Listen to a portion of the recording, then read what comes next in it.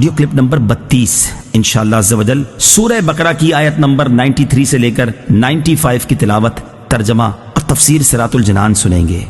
بسم اللہ الرحمن الرحیم۔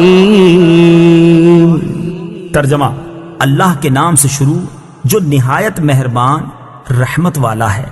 وَإِذْ أَخَذْنَا مِيثَاقَكُمْ وَرَفَعْنَا فَوْقَكُمُ الطُّورَ خُذُوا مَا آتَيْنَاكُمْ بِقُوَّةٍ وَاسْمَعُوا قَالُوا سَمِعْنَا وَعَصَيْنَا وَأُشْرِبُوا فِي قُلُوبِهِمُ الْعِجْلَ بِكُفْرِهِمْ قُلْ بِئْسَ مَا يَأْمُرُكُمْ بِهِ إِيمَانُكُمْ إِن كُنتُم مُّؤْمِنِينَ۔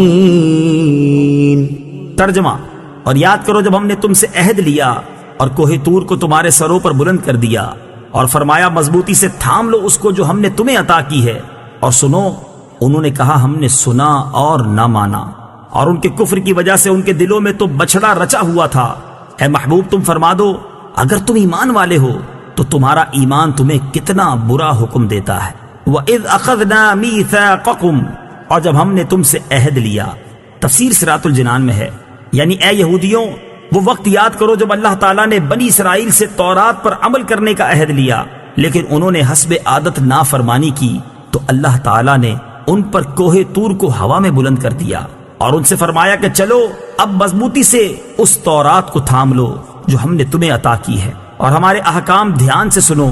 بنی اسرائیل نے ڈر کے مارے دوبارہ اطاعت کا اقرار تو کر لیا، لیکن ان کے دل کی حالت پہلے جیسی ہی رہی، اور شریعت کا حکم چونکہ ظاہر پر ہوتا ہے دل پر نہیں، اس لیے بنی اسرائیل کے زبانی اقرار کرنے پر ان سے کوہ طور کو ہٹا لیا گیا، اگرچہ ان کے دل میں وہی انکار تھا، اور در حقیقت ان کے کفر کی وجہ سے ان کے دلوں میں تو بچھڑے کی محبت گھسی ہوئی تھی۔ اے حبیب علیہ الصلوۃ والسلام، آپ ان سے فرمائیں کہ اے یہودیوں تم اپنے اسلاف کی اس حرکت کو جانتے ہو، لیکن تم نہ اس سے نفرت کا اظہار کرتے ہو اور نہ ہی اس سے اپنی براءت ظاہر کرتے ہو، تو خود بتاؤ کہ کیا تورات پر ایمان لانے کے یہ تقاضے ہیں؟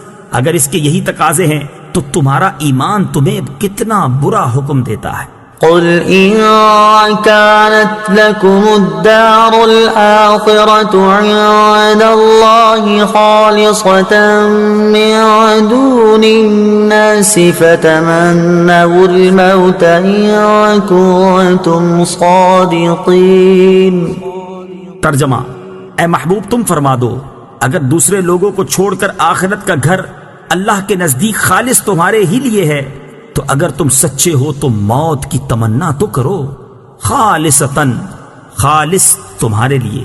تفسیر صراط الجنان میں ہے، یہودیوں کا ایک باطل دعویٰ یہ تھا کہ جنت میں صرف وہی جائیں گے، جیسا کہ سورہ بقرہ کی آیت نمبر 111 میں یہ دعویٰ مذکور ہے۔ اس کا رد فرمایا جاتا ہے کہ اگر تمہارے گمان میں جنت تمہارے لیے خاص ہے اور آخرت کی طرف سے تمہیں اطمینان ہے، اعمال کی حاجت نہیں، تو جنتی نعمتوں کے مقابلے میں دنیاوی مصائب کیوں برداشت کرتے ہو؟ موت کی تمنا کرو تاکہ عیش و آرام والی جنت میں پہنچ جاؤ، اور اگر تم نے موت کی تمنا نہ کی تو یہ تمہارے جھوٹا ہونے کی دلیل ہے۔ حضرت عبداللہ ابن عباس رضی اللہ تعالی عنہما سے روایت ہے، حضور اقدس صلی اللہ تعالی علیہ وسلم نے ارشاد فرمایا اگر یہودی موت کی تمنا کرتے تو سب ہلاک ہو جاتے اور روئے زمین پر کوئی یہودی باقی نہ رہتا۔ فتمنوا الموت، تو موت کی تمنا کرو۔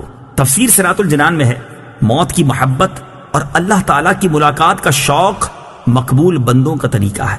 حضرت عمر فاروق رضی اللہ تعالی عنہ ہر نماز کے بعد دعا فرماتے، بخاری شریف کی حدیث ہے، اللہم ارزقنی شہادتا فی سبیلک واجعل موتی فی بلد رسولک صلی اللہ تعالی علیہ وآلہ وسلم، یا رب مجھے اپنی راہ میں شہادت اور اپنے رسول کے شہر میں مجھے وفات نصیب فرما۔ وَلَن يَتَمَنَّوْهُ أَبَدًا بِمَا قَدَّمَتْ أَيْدِيهِمْ وَاللَّهُ عَلِيمٌ